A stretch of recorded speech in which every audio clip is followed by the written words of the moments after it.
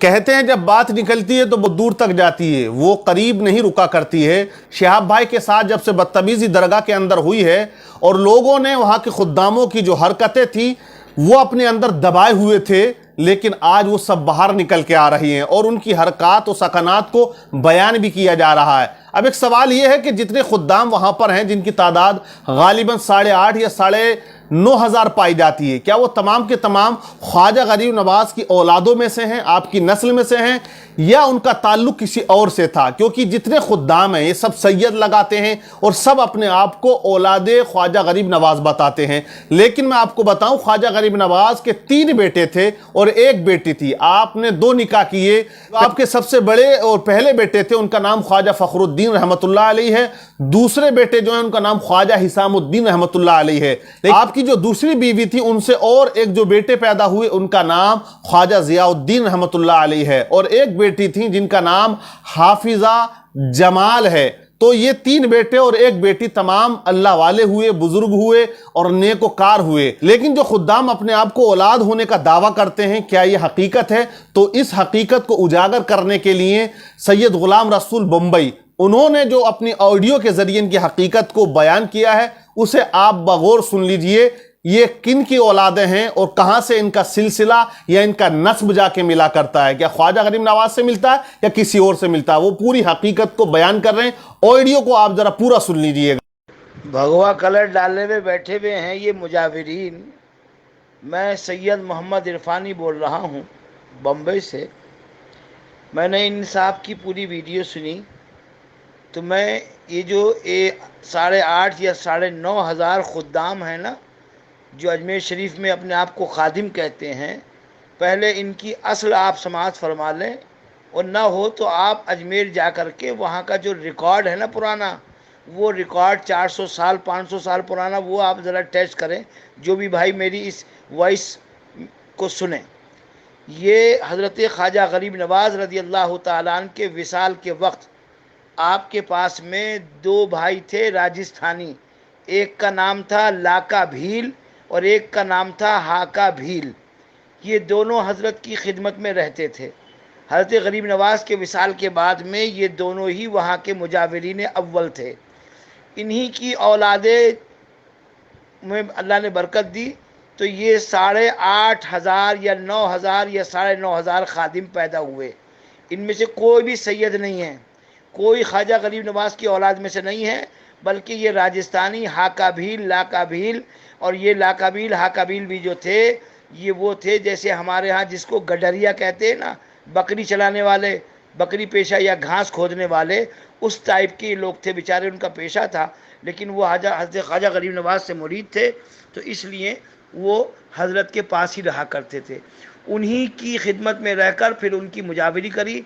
फिर उनसे जो औलादें हुई तो वो यके बाद दीगरे इस खानकाह की देखभाल करनी शुरू कर दी। आगे जैसे जैसे वक्त गुजरता गया, तो जिस तरीके से गुलबर्गा के अंदर हर साल 50 से 60,000 सैयद, फैक्ट्री है वहाँ पे एक, वो बन के निकलते हैं, ऐसे ही ये खादिमों ने अपने आप को सैयद कहना शुरू कर दिया। और तकरीबन इल्ला माशा अल्लाह चंद को छोड़कर सारे ही फासिक हैं, सारे ही दाढ़े मुंडे हैं, सारे ही बेनमाजी हैं, और एक को भी नमाज की नियत, शराइत नमाज और इसके अलावा जो अरकान शरीयत हैं उनकी कोई वाकफियत नहीं। सिर्फ इनको ढोल तमाशा, ढोल ताशा और कव्वाली सुनने ही का शौक़ है। उसी को सुनते हुए पैदा होते हैं, उसी को सुनते सुनते मर जाते हैं। न इनको इस्लाम की पढ़ी, न शरीयत की पढ़ी, बल्कि ये ख्वाजा गरीब नवाज को बेच रहे हैं। चुनांचे जब इनकी संगत के साथ में आप हाज़िरी देते हैं, तो ये आपकी मुंडी पकड़ के हज़रत ख्वाजा गरीब नवाज के कदमों में नीचे डालते हैं और चादर खींचते हैं। हमें बताते हैं बेअदब, और ख़ुद सबसे बड़े बेअदब हैं। मुंडी खींच के अंदर तक मज़ार में करते हैं, और ऊपर से चादर खींच के कि ख्वाजा गरीब नवाज इसका ये कर, इसका ये कर, इसका ये कर, और ये कह के ला चिरागी, ला पैसे, ला चादर के, ला गागर के, ला बताशे के, ला खील के। ये इनकी हरकतें हैं। इसके अलावा ये ज़्यादातर 99% इसमें जो है वो सब शिया है, जितने भी ये खुद्दाम हैं। चुनांचे मैं आपको एक बहुत मजबूत बात बताऊं, 1992 के अंदर एक लेडीज़ कलेक्टर अजमेर शरीफ में तैनात हुई थी। اس کو کچھ پتا چلا کہ بھائی گٹر جو ہے وہ درگاہ شریف کا بلاک ہوا ہے، پتہ نہیں کیا بات، تو اس نے اس کی صفائی کا کام شروع کیا. تو اس گٹر کے اندر سے یہ کتنے بڑے خبیث ہیں کہ 40 قرآن کریم کنز الایمان اعلیٰ حضرت کے اس گٹر میں سے نکلے. اور اسی وقت میں ان کا یہ کام تھا کہ جو بیچاری ہندو بہنیں آتی تھیں یا مسلمان بہنیں جو سیدھی سادی ہوتی تھیں، تو یہ روم دینے کے بہانے کہ ہم حاضری کرائیں گے، ہمارے ہاں رکیے، کھانا بھی ہم کھلائیں گے، چادر بھی ہم چڑھوائیں گے، تو یہ اپنے روموں میں ٹھہراتے تھے. ان روموں کے اندر انہوں نے کیمرے لگائے ہوئے تھے، اور جب وہ شوہر اور بیوی ساتھ میں ہوتے تھے تو یہ ان کی ننگی فوٹویں اور تصویریں اور ویڈیو بنا کر بعد میں ان زائرین کو بلیک میل کرتے تھے. چنانچہ ایک ہندو بہن نے جب جا کے پولیس میں شکایت کری تو 450 خادموں پہ چھاپا پڑا، جو غالباً 450 خادم آج تک بند ہیں اجمیر میں. یہ اتنے بڑے خبیث ہیں، اور یہ اعلیٰ حضرت کے بارے میں کہتے ہیں کہ آپ نے آڈیو میں سنا، حضرت نے مکمل طور سے ان کا نسب نامہ بیان کر دیا. تو یہ ان کی اولاد ہیں، ان کا تعلق خواجہ غریب نواز سے نہیں ہے بلکہ کسی اور سے ان کا نسب، ان کا شجرہ جا کے ملتا ہے. لیکن یہ اپنا شجرہ ملا دیتے ہیں. ان کی حرکات و سکنات ایسی ہیں کہ واقعی شریعت کے یہ خلاف ہوتے ہیں. آپ تصویر میں دیکھ رہے ہیں گھوڑے پہ بیٹھا ہوا شخص یہ وہی ہے جس نے شہاب بھائی کے ساتھ بدتمیزی کی. اب آپ اندازہ لگائیں انہیں کسی پٹیل صاحب نے لا کے تحفے میں گھوڑا دے دیا ہے تو یہ گھوڑا لے کے بڑے خوش ہو رہے ہیں، لیکن ان کے بارے میں بتایا جاتا 5 کروڑ کا ان کا ایک بنگلہ ہے جس میں یہ رہتے ہیں.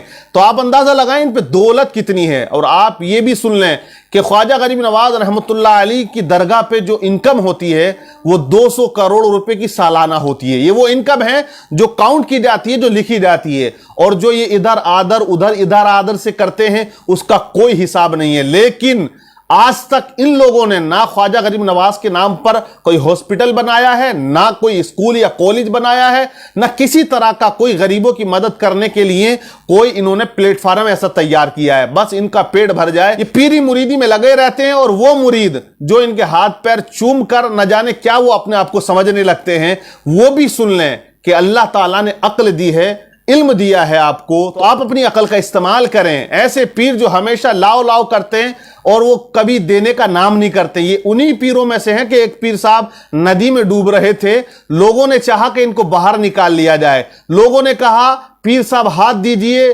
لائیے، لیکن پیر صاحب اپنا ہاتھ نہیں دیتے ہیں، غوطے کھا رہے ہیں، ڈوب رہے ہیں، لیکن لوگوں کو ہاتھ نہیں دیا.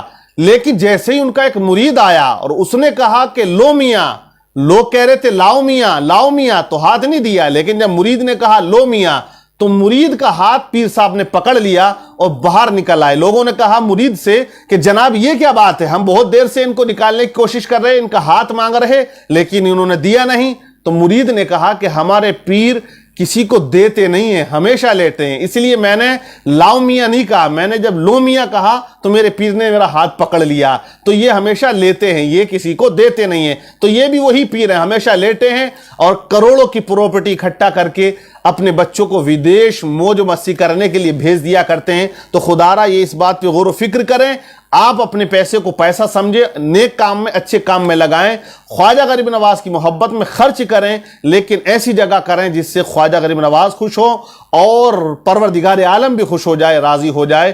تو ایسے پیروں سے ہمیں بچنا چاہیے.